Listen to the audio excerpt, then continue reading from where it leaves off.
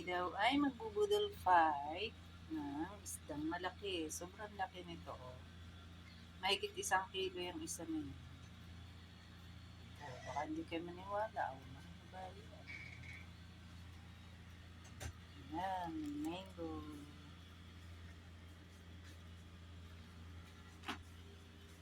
Hindi na talong.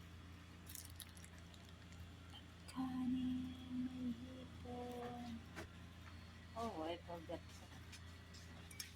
Nagmasag pa nga pala kami.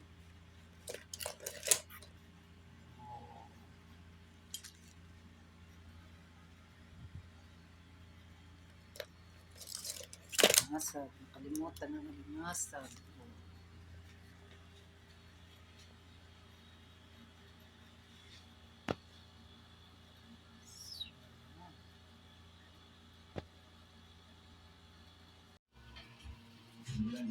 Ayan. Ang after ng aming budol fight for 2, ay may natira pang isang talong. Tsaka, syempre, ang alimasag, hindi naman naubos na napakadaming alimasag. Wow. And then, ang sausawan, ay ubos na din.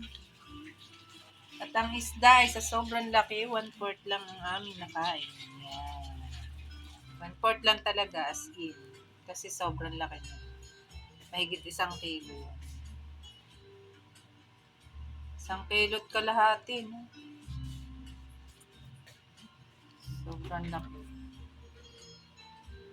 Ayan ang aming before and after. Natirang hipon, 3.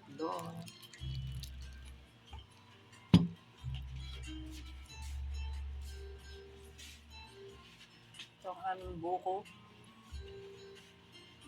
Buko juice. Busog na naman ang mga happy tummy na naman. Ayan. Dapang ng talong. Salamat sa inyong panonood sa aming simple budol fight. Hindi ko na kinunan yung habang kumakain kami kasi istorbo pa yung pagbibideo. Wala kasi akong stand. So, yan. Wala akong tawag doon, tripod. At hanggang sa muli. Thanks for watching. Wow, fish. Ay, don't cry, baby. Ayan, may talong. May isda.